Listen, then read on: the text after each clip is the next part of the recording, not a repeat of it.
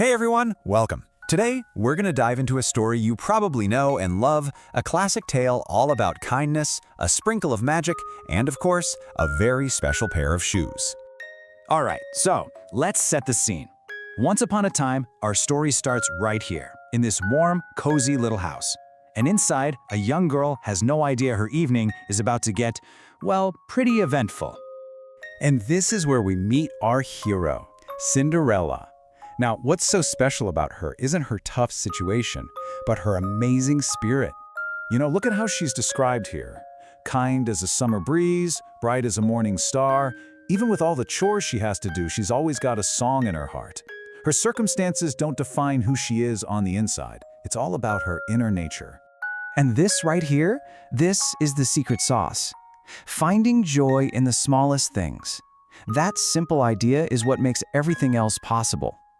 See, she's not just putting up with a tough life. She's actively looking for little bits of happiness in it. That's a huge difference. Okay, so then this happens. An invitation shows up from the palace for a grand ball. I mean, you can just imagine the excitement buzzing through the house, right? But for Cinderella, well, it really just shines a big spotlight on everything she doesn't have. And just like that, her sisters are off to the palace, all dressed up. She's left behind, sitting by the fire, and that dream of seeing the palace lights feels a million miles away. It's that classic, sinking feeling of being left out, But wait, just when things seem hopeless, poof! In a shimmer of stardust, everything is about to change. Her fairy godmother shows up, and that quiet little wish suddenly turns into pure, dazzling magic. And check this out, it's not just one magic trick, it's a whole sequence of them. First, a pumpkin becomes a golden carriage. Then, 6 little mice, they're now these elegant horses.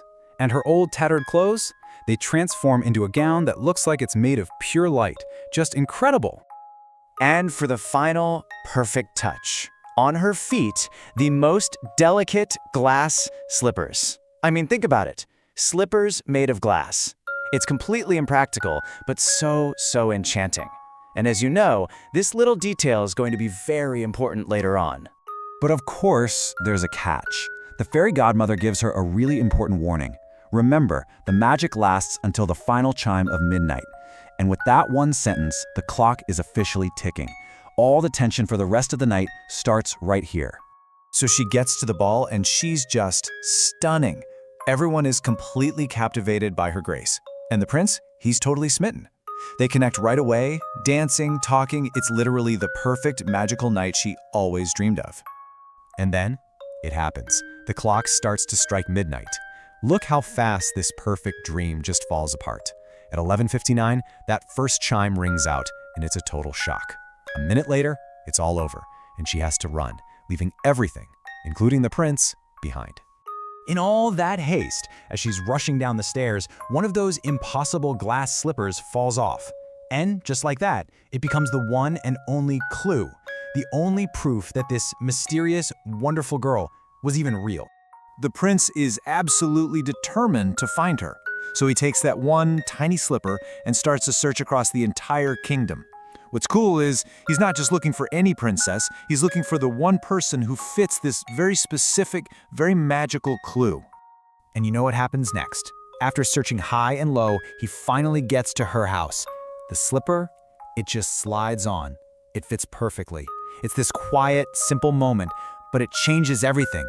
It's her. She's the one. Okay, so this is where the story gets really interesting. Her identity is revealed, her life is about to change forever. You'd think this is where she gets back at her sisters, right? But nope. What she does next is the real magic of the story. Yeah, look at this. On one side, you have what anyone would expect her to do. Be angry, seek some kind of revenge. But on the other side is what she actually does. She smiles, she offers to share her good fortune, and she even invites her sisters to come live at the palace with her. She chooses kindness over getting even. And that is what the story calls the greatest magic. It wasn't the pumpkin carriage, it wasn't the dress, it wasn't even the fairy godmother. The real power, the most amazing magic in the whole story was her ability to be kind and to forgive the very people who had been so unkind to her. This one line says it all, doesn't it? A gentle heart is the greatest magic of all. It completely changes how you see the story. It's not really about marrying a prince. It's about showing that the biggest, most powerful magic there is the strength you find in a gentle heart. So that leaves us with this final thought to chew on. This story shows us that kindness isn't just a nice thing to do. It's a power that can actually change things. So the real question isn't about waiting for a fairy godmother to show up. It's about the magic we can create with our own kindness.